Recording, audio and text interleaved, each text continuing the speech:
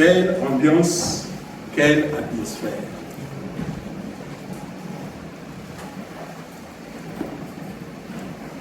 Notre Père Céleste, j'élève ma voix de gratitude et de reconnaissance envers toi. En réalité, je ne suis pas digne, Père, d'être debout devant tes enfants bien-aimés pour parler de toi, parler, donner la parole, donner le message. Je ne suis pas du tout qualifié. Parce que, Père, j'ai encore beaucoup de problèmes à surmonter. J'ai beaucoup de péchés, Père Céleste, beaucoup de péchés. Et je te demande pardon avant de commencer de donner ce message. S'il te plaît, le message que tu as préparé à donner à tes enfants, peut-être qu'une vie peut changer. Peut-être que quelqu'un sera transformé. Peut-être que ça va faire quitter quelqu'un du côté de l'obscurité vers la lumière. Père, accepte ce moment. Que l'Esprit Saint descende. Que l'Esprit Saint descende. Que l'Esprit Saint descende. Avec le feu pour détruire tout ce qui n'est pas de toi. Détruire tout ce qui ne proclame pas le nom de Jésus. Détruire tout ce qui est mal, les pensées négatives, la multiplication du mal, tout ce qui est la distraction, Père. Je demande que tu puisses bannir cela. Et au nom de Jésus que je te le demande. Amen. Amen. Témoignage, je n'en ai pas. Est-ce que je n'ai pas de témoignage? Si, j'en ai beaucoup. Beaucoup de témoignages. Mais je veux dire à quelqu'un, dans les témoignages que vous écoutez, Dieu a fait ceci, Dieu a fait cela. Jésus a fait ceci, Jésus a fait cela. Je veux dire que ce que vous voyez n'est que la tête de iceberg. Vous connaissez ce qu'on appelle iceberg? La glace qui se fait voir dans l'océan, en haut. Quand vous êtes dans l'océan, vous allez voir iceberg. C'est la glace qui sort. Ça, c'est ce que vous voyez que le Seigneur fait dans la vie de chacun de vous. Mais ce que vous ne voyez pas, c'est ce qui est en bas. Quand vous voyez iceberg, ça veut dire que la glace qui est en bas est plus grande que ce que vous voyez. Donc ce que le Seigneur fait dans votre vie, c'est plus grand que ce que vous voyez. Amen. Vous ne savez pas ce qu'il fait quand vous dormez. Amen. Vous ne savez pas ce qu'il fait quand vous êtes dans la distraction. Vous ne savez pas ce qu'il fait quand vous êtes triste. Beaucoup de fois, beaucoup pensent que non, je marche seul, je suis triste. C'est quand vous êtes triste qu'il est là. C'est quand vous pensez que vous êtes seul qu'il est là. Voilà pourquoi je dis à quelqu'un, ce que vous voyez, ce n'est que iceberg. La petite partie d'en haut que vous voyez. Mais ce que le Seigneur fait en bas, c'est plus grand. Amen. Amen. Un autre témoignage, mais ce n'est pas un témoignage. Peut-être que c'est une réflexion. Tout à l'heure, quand je jouais, et on chantait, et j'entendais des voix qui sortaient de l'autre côté là-bas. J'ai dit que ça, c'est un plus. Mais je me suis dit, Seigneur,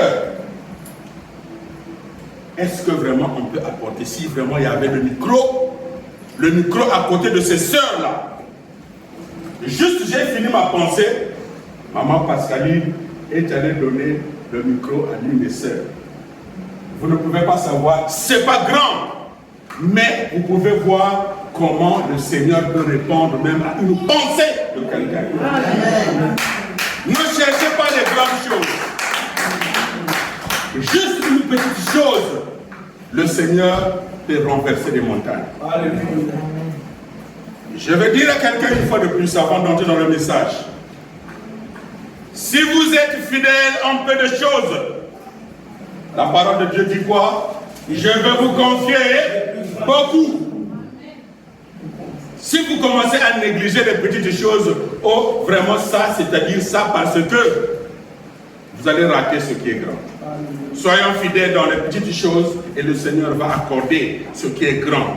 Parce que si tu ne peux pas supporter ce qui est petit, comment tu pourras supporter ce qui est grand? Alléluia. Amen. Le message d'aujourd'hui c'est sur Josué. J'avais déjà parlé de Josué ici. J'ai parlé de Josué. Le livre de Josué nous donne beaucoup de leçons, beaucoup de choses à découvrir. Certaines choses à apprendre, on doit apprendre. D'autres choses, on doit découvrir. Qui découvre? Ce n'est pas celui qui a les bras croisés qui découvre. C'est celui qui cherche. Donc, si vous cherchez, vous allez découvrir. Et le moment est venu de chercher et de découvrir. Le message de Josué, je lui ai donné déjà 2 fois. Ça sera la 3e fois. Quand je l'ai dit 2 fois, c'est-à-dire, bon, ici je l'ai déjà donné 1 fois. Mais je l'avais déjà donné 1 fois quand j'étais aux États-Unis. Donc j'ai donné 2 fois et ça c'est 3e fois. J'ai dit ça, mais quand je fouillais mes documents de ce que je prêche, ce que je rassemble, j'ai découvert que j'avais déjà travaillé sur Josué en 2009. Et j'ai trouvé que c'est très riche. Alors, maintenant je ne sais pas. Je ne veux pas faire la gourmandise. C'est comme tu as trop de bonne nourriture et tu ne sais pas par où commencer, quoi commencer à manger, parce que tout est bon. Donc je demande à quelqu'un, s'il te plaît, quand vous avez le temps libre, allez à la maison, fouillez encore dans Josué. Lisez ça avec tout le cœur possible. Avec un cœur humble, disons à Dieu, Seigneur, je veux que tu me fasses découvrir quelque chose qui peut changer ma vie ou bien qui peut faire un plus à ma vie. Alléluia. Amen. Josué combien? Tout Josué, de 1 jusqu'à 24. Mais n'aie pas peur, ce n'est pas 1 à 24 que nous allons lire ici. C'est une petite partie que nous allons prendre. J'avais déjà commencé avec Josué, la partie 1. Maintenant, aujourd'hui, nous allons continuer avec Josué à partir du chapitre 3. Josué 3. Mais avant tout, je vais faire un rappel. Je fais un rappel. Le message de Josué, je l'avais donné un titre. Quelqu'un se rappelle? À condition. À condition. 20 secondes. À condition. Les promesses de Dieu sont certaines. Mais l'accomplissement des promesses de Dieu dépend de votre responsabilité. À condition que tu assumes ta responsabilité, les promesses de Dieu vont se réaliser. Les promesses de Dieu sont certaines, mais pour que les promesses de Dieu s'accomplissent, l'homme doit assumer sa part de responsabilité. La condition. Quand on dit condition, je connais à des gens qui font des conditions. Mon frère, comment tu vas? Je suis en condition. Ma soeur, comment tu vas? Je suis en condition. Condition de quoi? La condition doit avoir un objectif.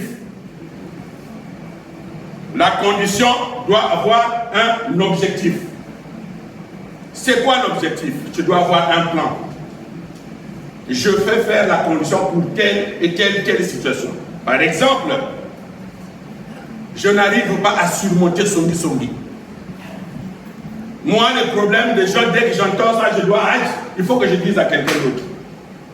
Alors, je découvre cela, je commence à faire une condition pour que le Seigneur me pardonne pour ce péché ou bien pour cette nature. Je fais une condition. Cette condition-là, c'est ça l'objectif. Alors, quand je fais une condition, l'objectif, c'est pour que ce problème-là soit surmonté. Et ce n'est pas seulement la condition seule, l'objectif plutôt seul. Il faut aussi un temps mathématique. Qu'est-ce que je dis? Qu'est-ce que je veux dire par le temps mathématique? C'est-à-dire, il faut avoir un temps limite. Ce n'est pas que je vais faire la condition jusqu'à limite Zalagaté. Si, il faut avoir une limite, le temps mathématique. Je veux faire 3 semaines. Ça fait 21 jours. 21, c'est un chiffre providentiel. Donc, dans les 21 jours, il faut que ma vie change. Je vais prier du matin au soir pendant 21 jours. C'est une condition mathématique. Ou bien je vais faire 12 jours.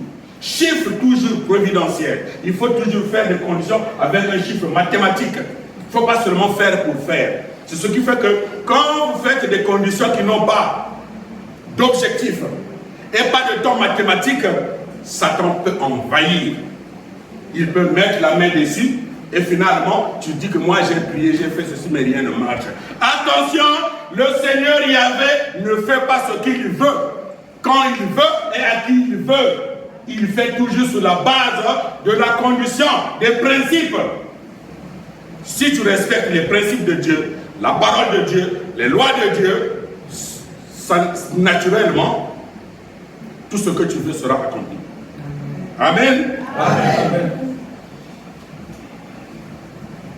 N'oublions pas que, je l'ai déjà dit, Dieu ne fait pas ce qu'il fait, ce qu'il veut, quand il veut, à qui il veut, quand il veut. Non. Il fait seulement selon les principes. Et je rappelle à quelqu'un, si tu vas quelque part, là où il y a une étude biblique, là où la parole de Dieu est enseignée, là où il y a des groupes de prière, mais s'il n'y a pas l'amour de Dieu, mon frère, ma soeur, fuis. Quand l'amour de Dieu n'est pas au centre, quand l'amour de Dieu n'est pas là, ne reste pas. Parce que Satan aussi utilise la parole de Dieu. Mais il déplace les mots, il change les phrases. Alors si tu ne fais pas attention, tu vas voir, Amen, c'est écrit dans la Bible, mais tu n'as pas fait attention. Voilà pourquoi je demande à la communauté d'avoir cette attention, de faire très attention, avoir le discernement. Maintenant, parfois, le discernement, c'est cela ce que moi je pense. Moi, je pense que c'est ce que le Seigneur a fait. Donc, c'est ça le discernement. Non, vérifions bien dans la parole de Dieu. Ce n'est pas parce que c'est pasteur tel qui a dit ça. Ce n'est pas parce que c'est prophète tel qui a dit ça. Vérifiez. Il est écrit. Il est écrit. Satan a dit, il est écrit. Et Jésus a dit, il est écrit aussi. N'oubliez pas ça. On va te dire, il est écrit. Mais si tu ne connais pas, tu vas dire Amen. Mais si tu es vigilant ou vigilante, tu vas te dire, il est écrit aussi. C'est pour couper. Sinon, vous êtes piégés. Nous vivons les derniers jours, n'oubliez pas. Je ne sais pas quelle est la conception de chacun. Quelle est la façon de quelqu'un. Qu'est-ce que vous avez appris avant? Qu'est-ce que vous avez appris ailleurs? Mais je confirme, nous vivons les derniers jours. Et les signes sont là. Et il y a d'autres choses que vous allez découvrir, que le Seigneur va vous révéler vous-même si vous le voulez. Josué, si la parole de Dieu là où vous êtes, il n'y a pas l'amour de Dieu, fuyez. Je répète ça. Tout ce que le Seigneur fait, il y a toujours l'amour à l'intérieur. Si vous partez quelque part, on parle de la division. La division a beaucoup de formes. Ça peut être indirect, une division indirecte. Vous ne savez pas que ça, c'est une division. Quand nous lisons la Bible, de la Genèse jusqu'à l'Apocalypse, il n'y a qu'une seule histoire. De la Genèse jusqu'à l'Apocalypse, il n'y a qu'une seule histoire. Dieu a perdu une famille centrée sur Adam. Dieu veut récupérer cette famille, mais il faut qu'il trouve d'abord Adam. Et Adam, c'est Jésus-Christ. Il veut récupérer la famille, de la Genèse jusqu'à l'Apocalypse. Nous allons découvrir cela dans Josué. Josué 3, nous commençons 3 à 5.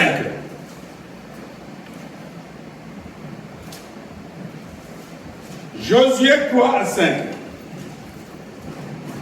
Du chapitre 3, le verset 5 d'abord.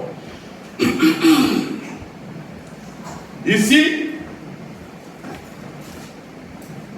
Les enfants d'Israël nés dans le désert commencent à traverser le Jourdain pour aller à Jéricho. Je vais d'abord faire un rappel, j'ai oublié. Nous parlons de Josué. Josué, ils sont en transit de l'Égypte vers la terre promise de Canaan. C'est une transit. Ils sont en transit. Et mais pourquoi? Quel est l'objectif de ce voyage? Pourquoi Dieu a voulu que ce peuple qui était en Égypte doit se déplacer pour aller à la terre promise? Dieu avait un objectif. Dieu aussi veut avoir un peuple à lui. Je ne sais pas si tu fais partie de ce peuple de Dieu. Si tu fais partie de ce peuple de Dieu, alléluia. Amen. Si tu ne fais pas encore partie de ce peuple de Dieu, cherche à faire partie. Car les temps sont mauvais, il y aura les déluges dehors. Amen. Tous ceux qui sont le peuple de Dieu seront dans l'arche. Et nous vivons le temps, Jésus l'a dit, dans les derniers jours. Le temps des derniers jours, ce sera comme le temps de Noé. Si vous êtes dehors, il y a la pluie. Et vous savez, si vous êtes à l'intérieur, vous êtes protégés. L'objectif, c'est quoi? C'est que Dieu a voulu avoir un peuple à lui qui sera le modèle à partir duquel l'univers tout entier, les autres vont suivre. Donc il a commencé par le peuple juif, mais qui n'ont pas de terrain, qui n'ont pas de place. Ils sont en Égypte, en esclavage. Et là-bas, ils ne peuvent pas adorer leur Dieu. En Égypte, ils ne peuvent pas louer leur Dieu, chanter, glorifier leur Dieu, parce qu'ils sont esclaves. On les oblige à faire des choses qu'ils ne veulent pas. Dieu a voulu que ce peuple se déplace pour aller prendre une place spéciale. Il a dit, à la terre de Canaan, c'est là où coule le lait et le miel. Ça veut dire qu'il y a tout là-bas. Mais attention, quand vous arriverez là-bas, cette terre est déjà habitée. Ne prenez pas les habitudes de ces gens-là. Ne suivez pas leur Dieu. Ne les épousez pas. C'est une terre plutôt d'opportunité. C'est une terre où coule le lait et le miel. Voici combien sont en train de traverser le Jourdain, sont en train de traverser l'océan pour aller en Europe. Parce qu'on voit que c'est là-bas, il y a des opportunités, là-bas, il y a le lait et le miel qui coulent. Tout le monde quitte l'Afrique pour aller en Europe ou aux États-Unis. Parce qu'il y a le lait et le miel qui coulent là-bas. Beaucoup meurent en transit. Dans la transition, beaucoup meurent. Je dis, quand j'ai un rappel, les plaintes et les insatisfactions, c'est du poison pour la personne spirituelle. Les plaintes et les insatisfactions, c'est du poison pour la personne spirituelle. Quand je dis la personne spirituelle, ça veut dire que votre esprit. Quand quelqu'un se plaint beaucoup, quand quelqu'un n'est jamais satisfait, c'est du poison qu'il accumule. La preuve, 6 000 hommes sont sortis de l'Égypte pour aller à Canaan. Mais puisqu'ils se plaignaient, plainte contre Moïse, plainte contre le climat, plainte à cause de la nourriture, plainte.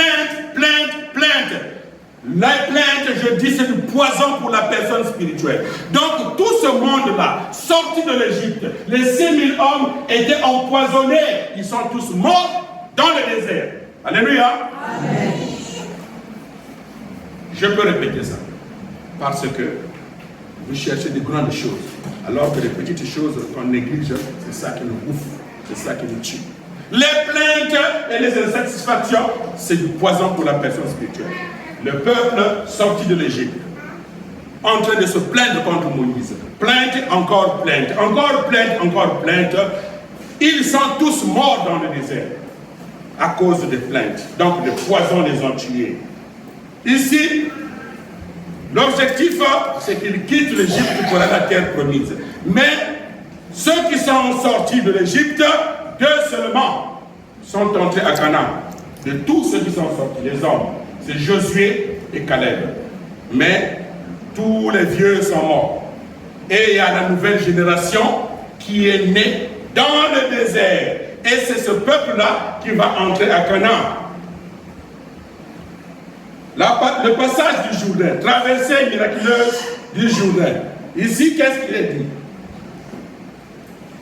L'Éternel, non, à condition de se sanctifier, Josué dit au peuple, vous allez lire, je ne vais pas entrer dans les détails par rapport à l'heure.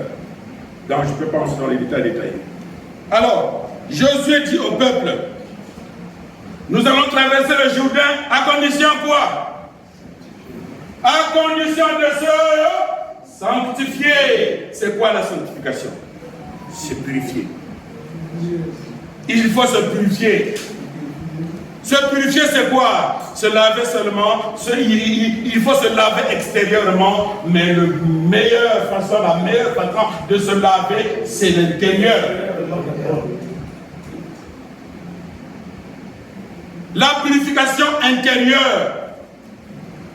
Changer de personnalité. Ce que j'étais hier et ce que je dois être demain, ça doit être une différence. La purification, nous allons traverser.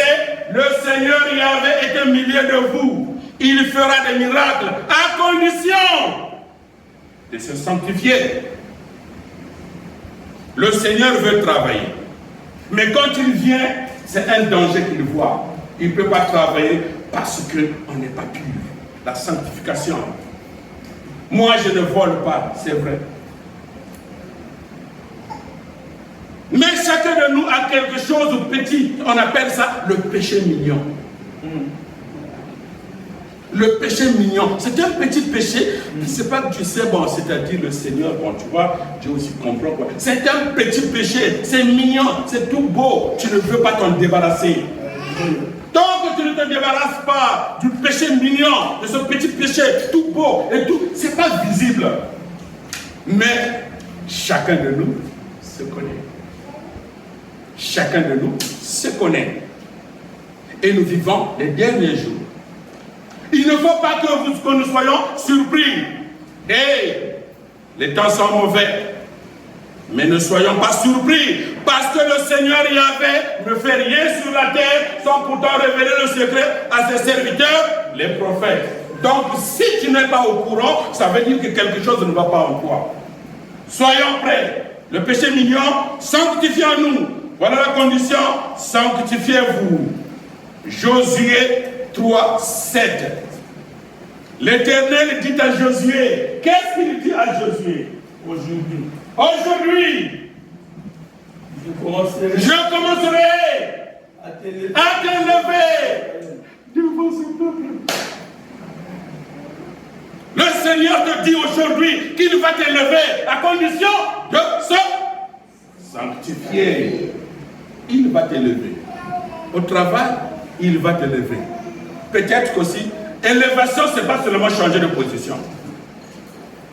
Il peut aussi éliminer tous les mauvais amis. Et c'est une élévation aussi. Que j'avais des amis, pardon, parfois j'entre dans Facebook. Je vois celui-ci à 12 000 amis, 5 000 amis. Est-ce que c'est ça l'élévation? D'autres se sentent juste la poubelle. Pour voir que non, j'ai beaucoup d'amis. D'autres ne sont pas des amis. Ce sont des intrus qui peuvent vous induire en erreur. Aujourd'hui, je vais t'élever. C'est ce que le Seigneur dit. Je vais te lever aux yeux de tout Israël, afin qu'ils sachent que je serai avec toi comme j'ai été avec Moïse. Cela dépend de toi maintenant. Le Seigneur va t'élever. Il l'a promis. À condition que tu te sanctifies. Si tu te sanctifies, je serai avec toi. Je vais t'élever comme j'ai élevé Moïse devant ce peuple, le peuple d'Israël. Mais c'est qui ce peuple? Mais c'est ton environnement. C'est ta famille. Ce sont tes amis. Ce sont tes collèges. C'est le quartier aussi. Que les gens trouvent que Dieu t'a élevé, mais Dieu l'a changé. Il a changé, elle a changé. C'est devenu une nouvelle personne. Cela dépend de toi. Alléluia. Amen. Soyons vigilants. Josué 3, de 9 à 10. Josué dit aux enfants d'Israël, approchez et écoutez les paroles de l'Éternel, votre Dieu. À ceci, vous reconnaîtrez que le Dieu vivant est au milieu de vous. Et qu'il chassera devant vous les Cananéens, les Hésiens, les Éviens, les Pharésiens, les Gargésiens, les Amoréens et les Jébusiens. Quel est ton problème? Qu'est-ce qui te tourmente? Quelle est ta situation? À condition de se purifier, à condition de se sanctifier, le Seigneur va éliminer, il va repousser les sept fléaux qui te dérangent. Ces fléaux-là ont des noms. Il y a certains fléaux qui s'appellent Cananéens, il y en a 7. Les Évésiens, les Éviens, les Pharésiens, les Gargésiens, les Amoréens, les Jébusiens, il y en a 7. À condition de te sanctifier, le Seigneur va t'élever. Le Seigneur est au milieu de toi. Il dit, le Seigneur, le Dieu l'Éternel vivant, est au milieu de vous. Il va repousser. Je dis à quelqu'un une fois de plus, je sais que je ne vais pas terminer mon message, je vais le couper, c'est pas grave. Nous réclamons, nous faisons des réclamations. Oh, mon problème n'est pas résolu. Oh, depuis que je fais ceci, ça ne marche pas. Oh, depuis que je fais cela, ça ne marche pas. Je vous donne un secret. C'est gratuit. Souvent, les gens font des réclamations du droit. Le droit de l'homme. J'ai droit à ceci, j'ai droit à ceci et j'ai droit à cela. Nous avons le droit d'être élevés à condition d'accomplir les devoirs. Sanctifier, c'est quoi? C'est le devoir. J'ai le droit d'être sauvé.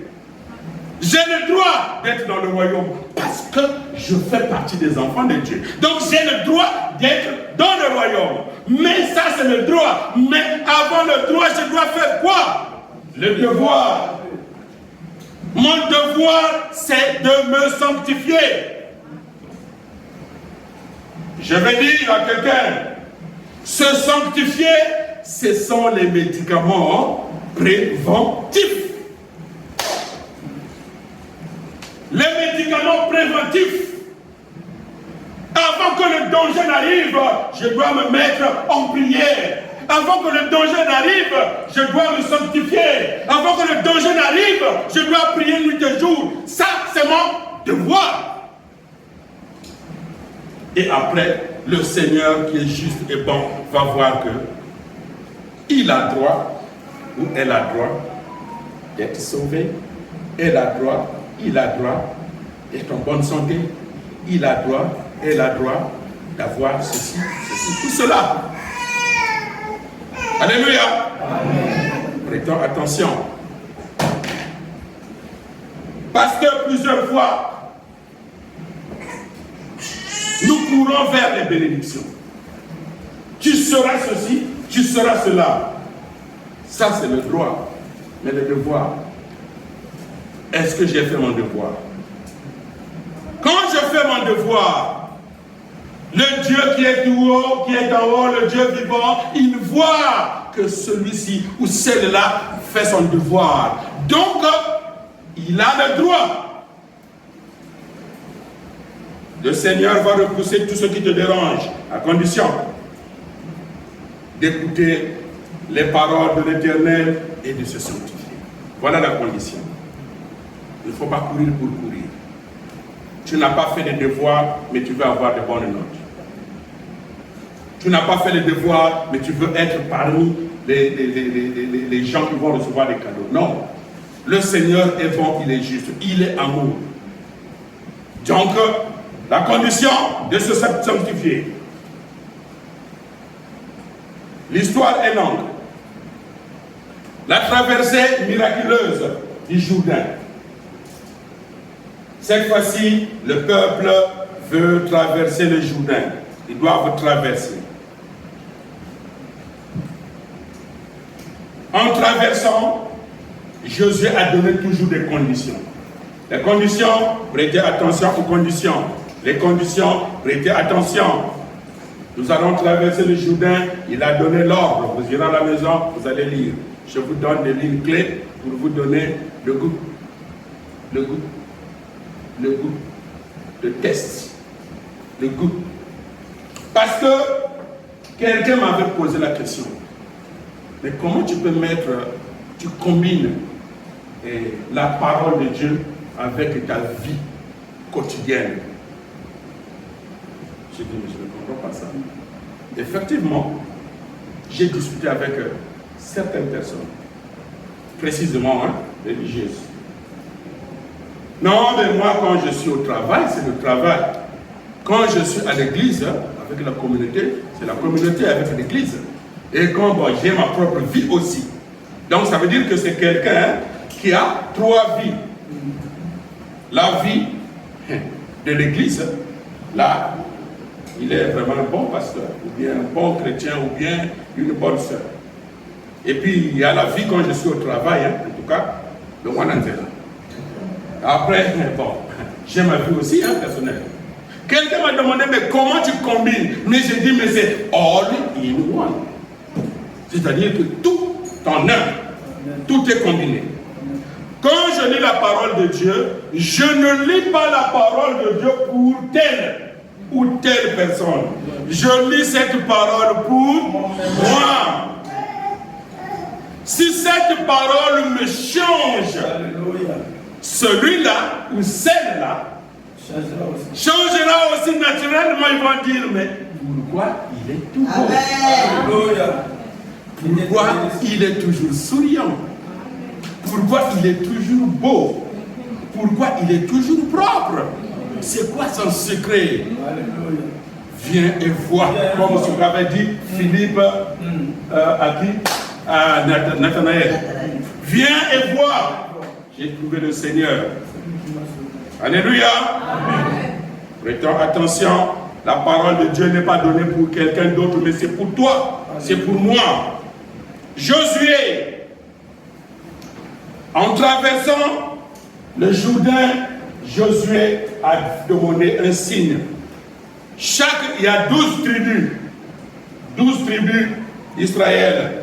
Et en traversant, il a demandé que chaque tribu, le représentant de chaque tribu doit prendre une pierre. En traversant, on traverse le Jourdain, il faut prendre une pierre. Chacun a pris une pierre. Et ça faisait 12.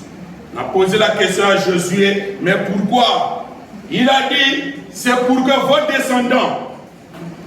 descendants doivent savoir que le Seigneur était vivant au milieu de nous quand on traversait le Jourdain à pied sec. Le Seigneur avait divisé l'eau du Jourdain et nous avons traversé à pied sec. Et voilà, les signes sont là, 12 pierres. Ah, Seigneur, je voulais entrer dans les détails. Je vous ai parlé des chiffres. Il y a 3, il y a 4, il y a 12 et 21. On appelle ça des chiffres providentiels. Quand vous lisez la Bible avec attention, vous allez retrouver ces mots-là, ces chiffres-là. 12, ça peut être 12, ça peut être 120, ça peut être 1200. Donc ils sont en train de sortir. Et la pierre, c'est quoi la signification de la pierre? Dans le futur, on va étudier ça, si Dieu nous fait grâce. La pierre symbolise le Christ. La pierre, c'est le symbole du Christ. Je dis à quelqu'un, tu peux entendre la pierre, le caillou, le roc ou le rocher, c'est la même chose. Donc, ça symbolisait le temps que le Christ va venir, nous allons traverser le Jourdain à pied sec, sans être mouillés. Et le chiffre 12, beaucoup d'explications. Ça aussi, c'est un enseignement tout entier qui est dedans. Le chiffre 12. Et vous savez que les portes du royaume, il y en a combien? 12 portes. 12 portes. Si tu ne peux pas passer par telle porte, au moins, passe par l'autre porte. Et je dis à quelqu'un, c'est un cadeau. Je vous fais cadeau aujourd'hui, vous ne payez rien. Dans la vie, pour que tu grandisses personnellement, pour ta propre croissance, il faut avoir 12 amis, 12 personnes qui ont des caractères différents. Parce que chacun de nous a un caractère. Chacun a son caractère. Il faut avoir 12. Il y a ceux qui sont têtus comme Anne. Vous connaissez les ânes, l'âne, hein? L'âne. Pendant 40 ans, tu vas taper l'âne, il ne va pas changer. Tu auras un ami qui sera comme un âne. Toi, tu dis ceci, il revient à la même chose. Tu dis ceci, il revient à la même chose. Il faut avoir un ami comme ça. Pourquoi? Pour que toi-même tu puisses expérimenter le cœur de Dieu, combien toi aussi tu as désobéi à Dieu et comment Dieu a été patient avec toi. On a des caractères. Toi tu penses que tu te regardes dans le miroir, tu dis ça va? Non! Quelque part, tu es un problème pour quelqu'un. Donc il nous faut 12 personnes dans notre vie. 12. Noir, blanc, jaune, yellow, ou je ne sais quoi. Mais 12. Pour que toi aussi tu puisses grandir. C'est comme parmi les 12, il y aura ceux qui seront comme des enfants. Le bébé ne parle pas, mais il pleure. Il ne peut pas parler, il ne peut pas expliquer. C'est à toi de comprendre qu'est-ce qu'il veut. 12 caractères. 12 personnes. Alléluia. Amen. Donc ils ne sont pas traversés, ils ont pris les 12 pierres comme symbole de la présence, de la puissance de Dieu au milieu des enfants. Et maintenant ils ont traversé, c'est le temps, ils étaient presque en face de Jéricho.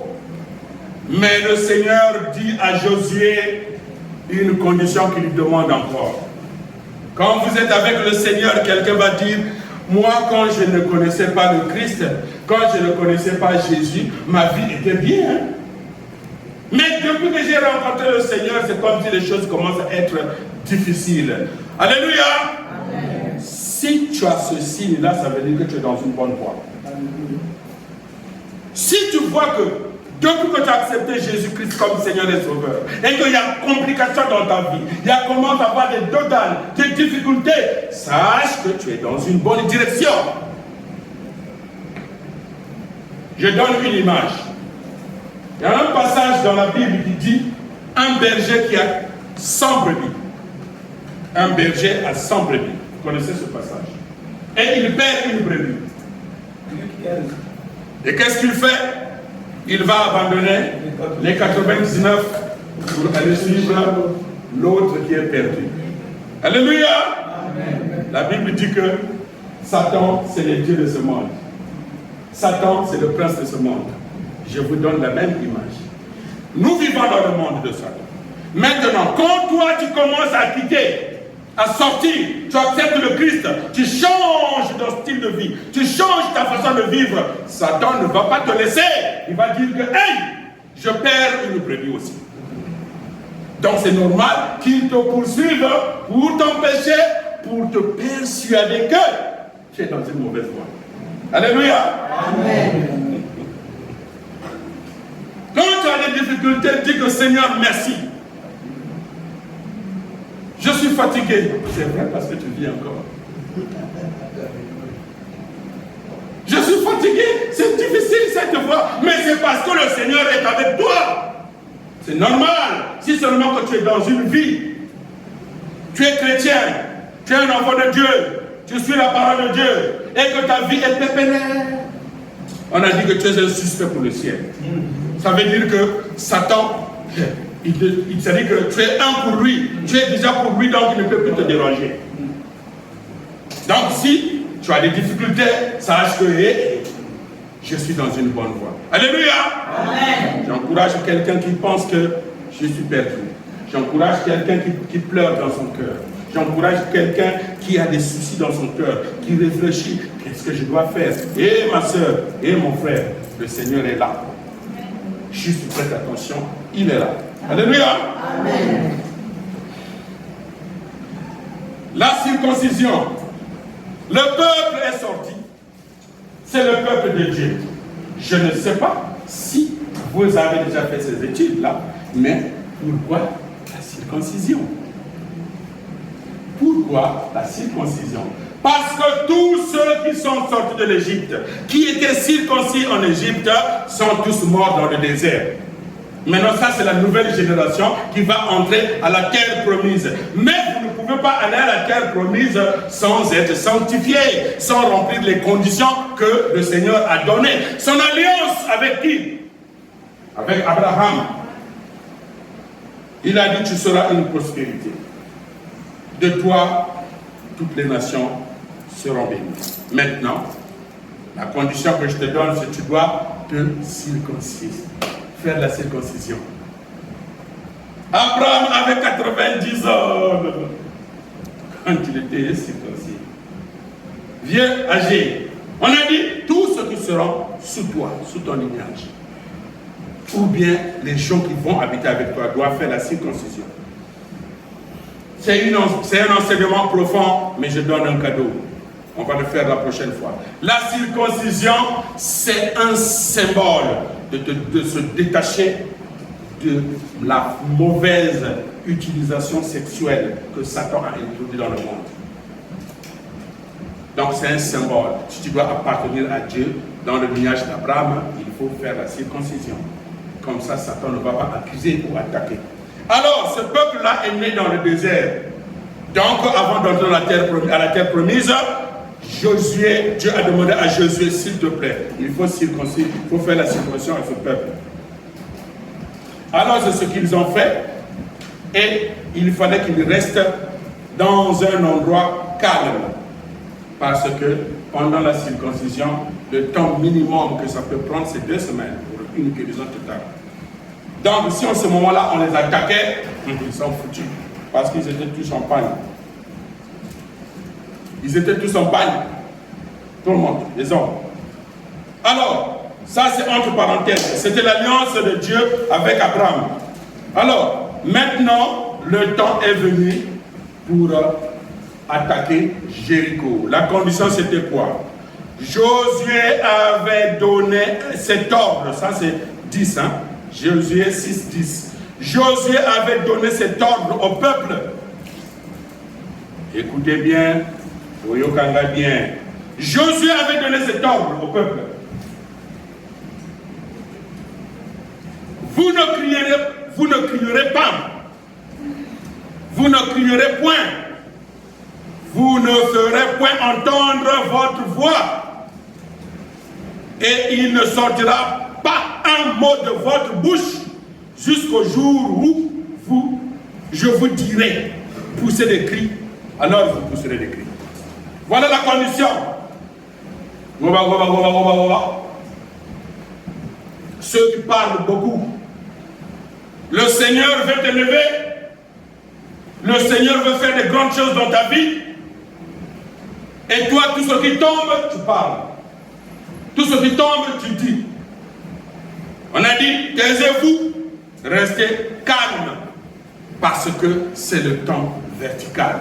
Le Seigneur veut te visiter. Le Seigneur veut faire de grandes choses dans ta vie. Mais il te demande de te taire. Jusqu'au jour J, tu es en condition et tu veux dire à tout le monde que toi tu fais la condition. Tu es en relation avec Dieu, tu veux publier à tout le monde. Quand tu publies ta situation, Satan peut envahir. Il y a des secrets, il faut garder le secret.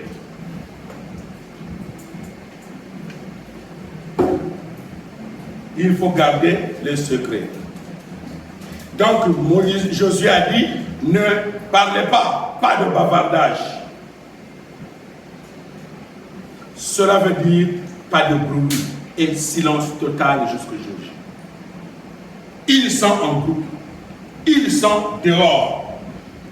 Qu'est-ce que cela veut dire? Un enfant de Dieu, le peuple de Dieu doit avoir de la discipline. La discipline. Si vous cherchez beaucoup de choses extérieures, les miracles, le Saint-Esprit, sois discipliné d'abord. Il faut que tu aies de la discipline. Parce que Dieu ne peut pas donner sa mission à quelqu'un qui est distrait. Dieu ne peut pas donner sa mission à quelqu'un qui n'est pas stable. Dieu ne peut pas donner la mission à quelqu'un qui est left and right, gauche-droite, sans stabilité. La discipline. Quand on a dit taisez-vous, taisez-vous. Écoutez, écoutez. Et c'est comme ça que le Seigneur va te révéler beaucoup de choses. Parce que toi tu écoutes. Je connais certaines personnes. Pendant que vous êtes en train de parler, elle n'écoute pas. Elle est en train de réfléchir qu'est-ce qu'elle doit répondre. Donc en ce moment-là, son cerveau est en train de réfléchir, donc elle n'écoute pas. Comment tu vas recevoir des conseils? Josué dit ne dites rien. Ne dites rien. Et je fais un rappel. Dans Josué 2, 1, Josué, on dit que Josué fit partir secrètement. Il avait fait partir secrètement 2 espions. Ça c'est un rappel. Nous sommes déjà à Josué 6. Mais ici on dit qu'il avait envoyé secrètement 2 espions qui sont allés à Jéricho. Secrètement. Ils sont allés secrètement. Et quand ils sont revenus, il les a reçus aussi secrètement. Il a d'abord écouté lui-même avant de faire écouter le rapport à tout le peuple. Voyez la différence entre le gouvernement de Moïse et le gouvernement de Josué. Moïse était excité, il a envoyé 12. Ils sont allés en public. Ils sont revenus en public. Allez, faites le rapport en public. Et jusqu'à ce que c'est devenu un problème. Je vais décevoir quelqu'un. Je ne suis pas dans beaucoup de groupes. Vous allez voir sur WhatsApp, il y a beaucoup de groupes qui se créent. Moi, je ne suis pas dedans. Pourquoi? Parce que j'ai perdu beaucoup d'enfants spirituels. À cause du groupe, quelqu'un pose la question. Une seule question a contaminé négativement tout le monde. Tout le monde a commencé, finalement, ça a affecté tout le monde. Plainte et insatisfaction, c'est du poison. Ça a tué beaucoup de gens. Donc, depuis ce temps-là, avoir un enfant spirituel, c'est difficile. Je ne sais pas si vous avez cette expérience. Pour les mamans, accoucher, c'est difficile. Donner une naissance, c'est difficile. 9 mois, tu portes l'enfant. Tu n'es pas à l'aise. Oh là là, oh là là, c'est pour ça que Sanza, tout est nerf sur le matin et tout. Jusqu'à ce que l'enfant sort, c'est difficile. Et quand l'enfant sort, c'est le sourire. C'est une joie parce que l'enfant est né. Mais pendant la période de préparation, la période de la grossesse, c'est difficile. Ça, c'est la naissance. La renaissance, c'est la même chose. Pour élever quelqu'un au niveau, jusqu'à ce que la personne reçoit Christ totalement et devient un modèle, c'est difficile. Donc, je ne fais pas de coups. Parce que j'ai perdu des enfants spirituels. Je vous dis la vérité et j'ai envie de pleurer même. Parce qu'il y a les qualités des enfants. Satan a envahi, ils sont partis. Ils sont entrés dans le monde. Josué a reçu secrètement, ce qui fait que maintenant, quand je fais mes enseignements, ou bien quand je donne l'éducation, c'est un petit groupe ou bien face à face. Mais dans les téléphones, c'est comme ça. Quand vous entendez Motakoufi, ce n'est pas des voix physiques, mais des voix spirituelles. Quand quelqu'un qui rentre dans le monde et repart dans le monde, c'est une perte pour le Seigneur. C'est une tristesse. Donc, secrètement, Josué avait envoyé en secret et il les a reçus aussi en secret. Quand il les a écoutés lui-même, il a vu, il y avait l'assurance, il a dit, maintenant vous pouvez parler au peuple. Par rapport à ce que Moïse avait fait. Donc la discipline, ne parlez pas, taisez-vous.